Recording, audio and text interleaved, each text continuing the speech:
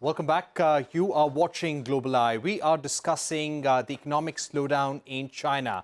China's economy is witnessing a crisis of confidence. The world's most indebted real estate company, Evergrande, has filed for bankruptcy protection in a U.S. court in a bid to seek a restructuring deal. The company has sought protection under Chapter 15 of the Bankruptcy Code, which will protect its assets in the U.S. Let me now go across to our guest right now. We're joined by close China watcher and strategic affairs expert, Chellaney, and we're also joined by ZongyuanZoeLiu, Fellow for China Studies at the Council on Foreign Relations. Chellaney, coming to you first, the crisis that we're seeing with Evergrande, how do you think this property crisis, this filing for bankruptcy in the US, could really spread to other aspects of the property sector in China and the Chinese economy as well? The real estate slump in China is part of the larger economic crisis in China. And the economic crisis, in turn, is linked to long-term structural constraints that China is beginning to face. And these structural constraints are quite fundamental. For example, a shrinking and rapidly aging population, slowing growth in productivity, high debt level. You look at China's demographic crisis, that's deepening even as China remains a developing country as measured by workers' average incomes.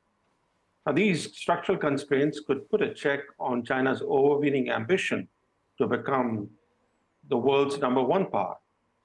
And it has, as we all know, this economic crisis carries global implications given the fact that China is the world's factory floor.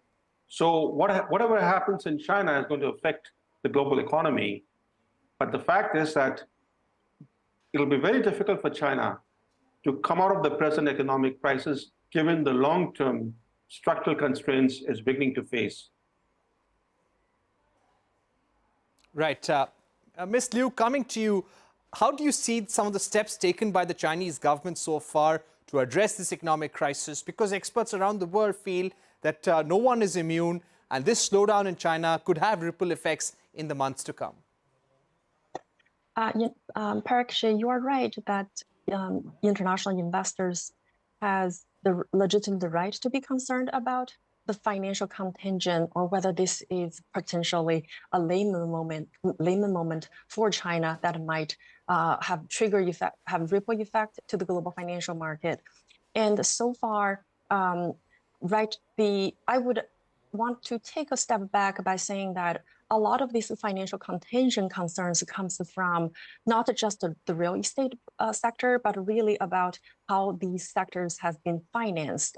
And a lot of these stories comes down to the shadow banking system, and in particular, the trust industry. Right now, the trust industry is about $2.9 trillion in China, and the Chinese regulators have long been thinking about how to get a grip of it. But so far, we really haven't seen enough in terms of increase the transparency of it. And related to that is also the another relatively untransparent sector, which is the local government financing vehicle, which is, again, deeply related to the local government debt. And that is another aspect of lack of transparency in Chinese financial system.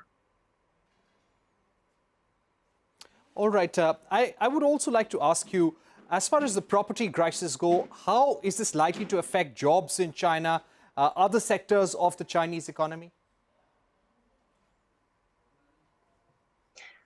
In terms of the effect on jobs, I would say so far the property market crackdown really had the direct impact, yes, is on the property market, but it created a deeper dam on the confidence level of both Chinese consumers as well as international investors' confidence in China. As a result, you see not just the Chinese household spending less, but also entrepreneurship inside China, as well as international investors' confidence in China have sort of slided.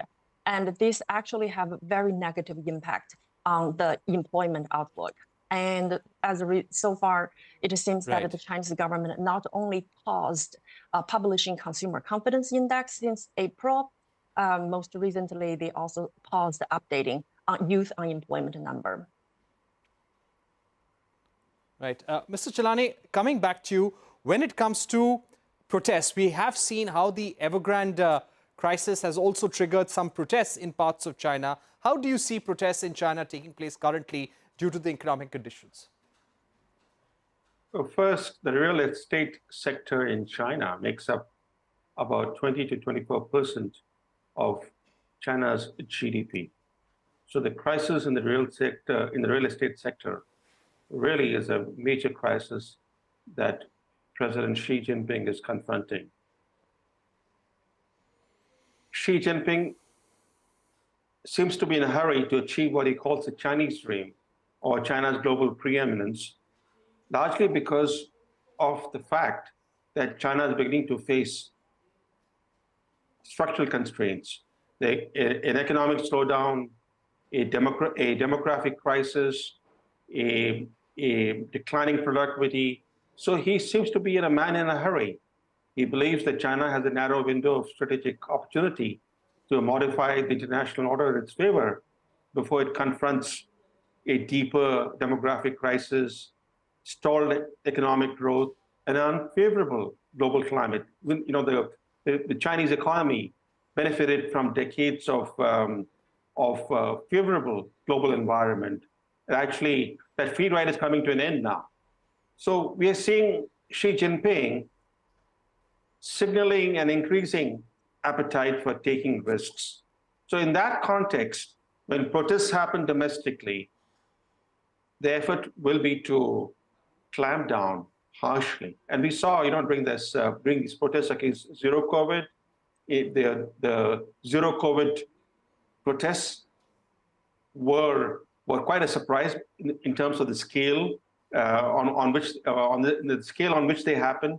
They began spontaneously. There were youth-led protests in Beijing and Shanghai and some other major cities, and it took the Chinese leadership by utter surprise. And the Chinese leadership then, once it got its act together, then cracked down quite harshly on the protests. And we're going to see a similar trend that, where they're taken by surprise, these protests will happen. And then, once they get their act together, these protests will be crushed. All right, we've run out of time, but Ms. Liu and Brahma Chellaney, thank you very much on this program. We'll keep out for the Chinese economic situation in the months to come, but lots to expect next week. The BRICS summit is all set to take place. There will be the China-Africa summit as well that we will be watching out for. And let's not forget the G20 Leaders Summit on the 9th and 10th of September that the world will be watching very closely. That's all we have time for. Thank you for watching. Goodbye.